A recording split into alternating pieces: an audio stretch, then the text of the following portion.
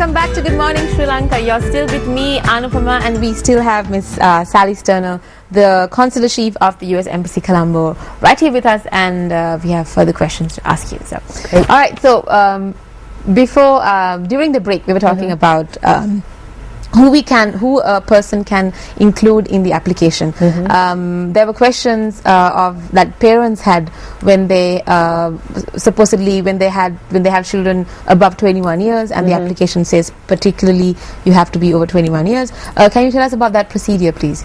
Yeah, parents can only list children under 21 years of age on the application. Okay, and everybody else has to apply individually. Correct. All right, and can we stress out a little bit more about how the immediate family only is qualified into the application? Because I think people need to know that, like I told you before, the perception of immediate family in Sri Lanka is quite different. So who can we include in the application in that sense, and who can't we? So parents can list their children under age 21, and they have to list all of their children. And that is a reason that people have gotten disqualified in the past, because they didn't list all of their children. All right. So they all need to be listed. And also to mention, so siblings cannot be included, so you couldn't list your sister or your brother on the application, and you also couldn't list your mom or dad on the application. What if you're single? You're single, then you are a one-person application. All right, nice. Okay, too bad for that. But anyways, can a person enter multiple times? That is, and you get disqualified. Oh, I'm glad you asked me about that, because people have gotten disqualified for that. You can only apply once per registration period. All right. So this is the 2015 diversity visa. You can only apply once. Between October 1st and November 2nd. And if you apply for the second time, you immediately get disqualified? Yeah. All right. Ma'am, could you please tell us what is the next procedure? Okay, so you get through the interview, you get selected, and then after you leave, when people leave the shows Sri Lanka, is there anything that is waiting for them out there? Any benefits? People might expect things like jobs, or stable careers, or what can people expect, and what sort of background should people have before they get into the USA? Well, I need to say that there's no job waiting for them when they arrive in the United States. There's no house, there's no benefits, and that's why we have these qualifications, because people need to be able to move to the United States and support their families, be able to really take care of themselves. So we believe with the minimum qualifications based on education, based on work experience, that people can move to the United States and succeed in their new life. All right, and are there different categories of visa that a person can apply for when you get into this particular program? No, this is an immigrant visa, which is you move to the United States, you can reside in the United States, work, go to school, all of those benefits. All right. So if in case there's a Sri Lankan student, for example, studying in India, or like you said before in the UK, can she apply through the Sri Lankan embassy? She would apply online on the website, and then she could interview if she was studying in the UK at the embassy in London. She wouldn't need to come home to Colombo to interview. She would count in the Sri Lankan numbers. She would qualify based on being born in Sri Lanka, but she could interview in London.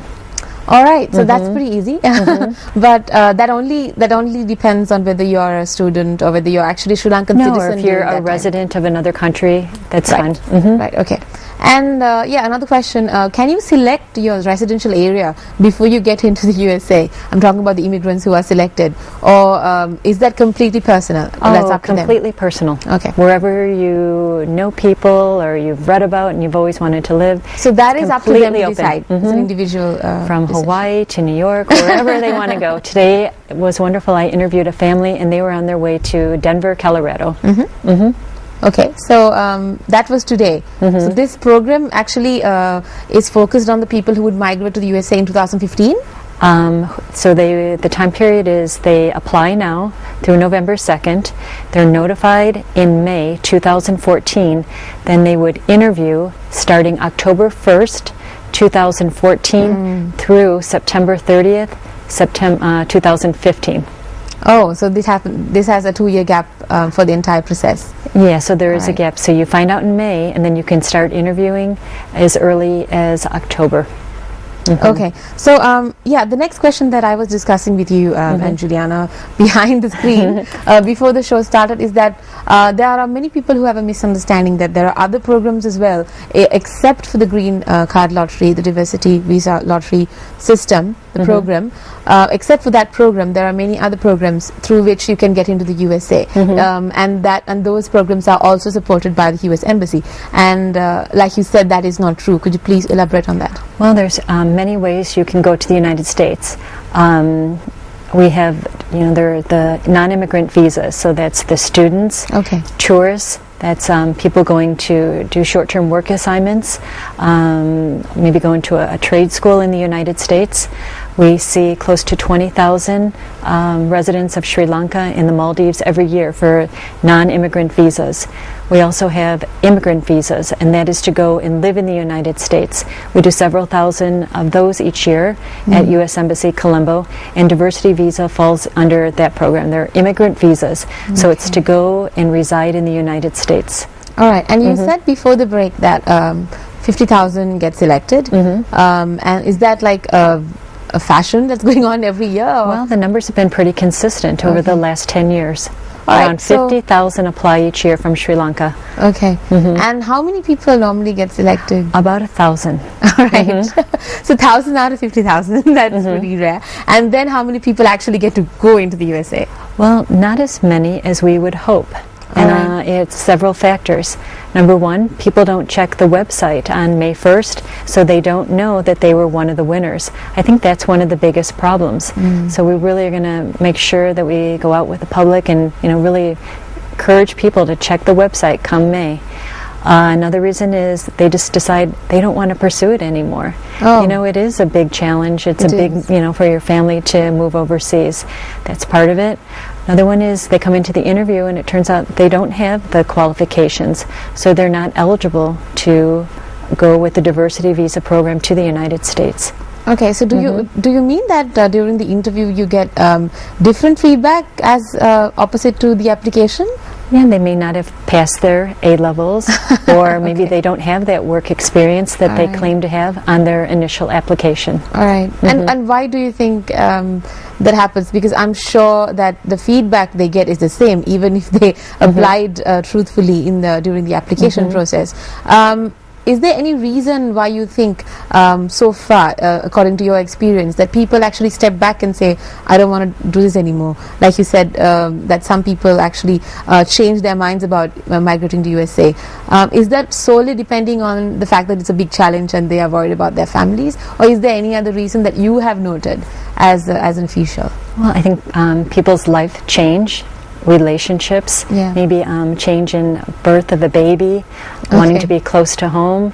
Maybe they have a better job opportunity here at home, and they just decide that they don't want to pursue it. Okay, so that's solely the reason for why so many people actually back out? But I think, as I said, the number one reason is people don't check the website. Something so basic. Could you please mention the website to us once again? So the embassy's website is srilanka.usembassy.gov, and that's all sorts of background information on the program and instructions on how to fill out the application. And then the actual online application is at www.dvlottery.state.gov. Okay, and that will be mentioned on the screen below, so you don't have to worry about that. And like you mentioned before during the break, we were just having a little small chat, and you mentioned that there are so many details, so many programs going on, and that you'll be educating and informing people about this particular program around Colombo and in around Sri Lanka. Could you mention a few details on that, please? Yes, some of my coworkers are heading north over the weekend, and October 5th they're having a lecture in Kandy in Matale. October 9th, they'll be here in Colombo at Bishop's College in the evening giving a public lecture. So if people have any questions, that's a great time to go and talk to the counselor officers and find out more about the program. And then we also have a web chat and a Twitter interview coming up later this month. The easiest place to get all this information is on the Embassy's Facebook page. If you like it, and then we'll update you with more information. And that goes as facebook.com/ Just put in you just US mentioned Embassy. US Embassy. Okay, that's good. But this actually includes the people in Maldives, like you said before. Correct. So do they have to apply in a different manner? No, everyone all over the world is applying through that same online website. Wherever you are, if you're a Sri Lankan or if you're from Maldives, you can apply in the same manner. Correct. All right. So now, is there any programs or workshops or information sessions that you offer in order for people to get to know about this program throughout the year? Because I know that there are people who are quite ignorant on the fact that there are information online. So according to what I know, according to what I perceive, residents of Colombo, residents of Sri Lanka are not pro online as much as people in the USA. So they would like to know something in a much more practical sense. So like you said, there's going to be a workshop in the Bishop's College Auditorium. Is there anything else that happens throughout the year to educate people about this program? Well, thank you for pointing that out, that maybe we need to do more of that in talking to people. We have many presentations at different student events, and we always try to incorporate information on the diversity visa program then.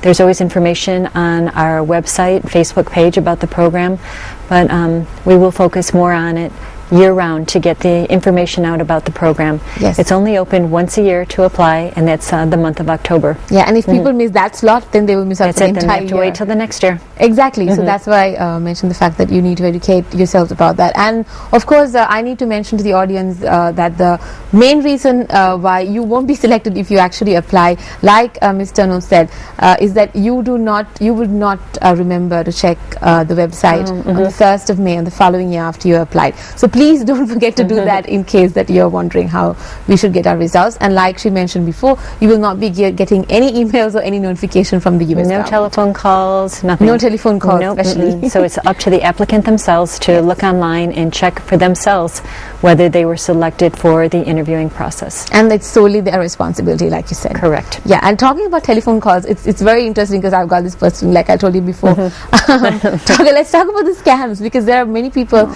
even with the information out there, when it comes to migrating to the USA, people think it's a big thing. Of course, the big thing, but what I'm saying is people who are not very educated, they get led away by people who try to make a lot of misunderstandings.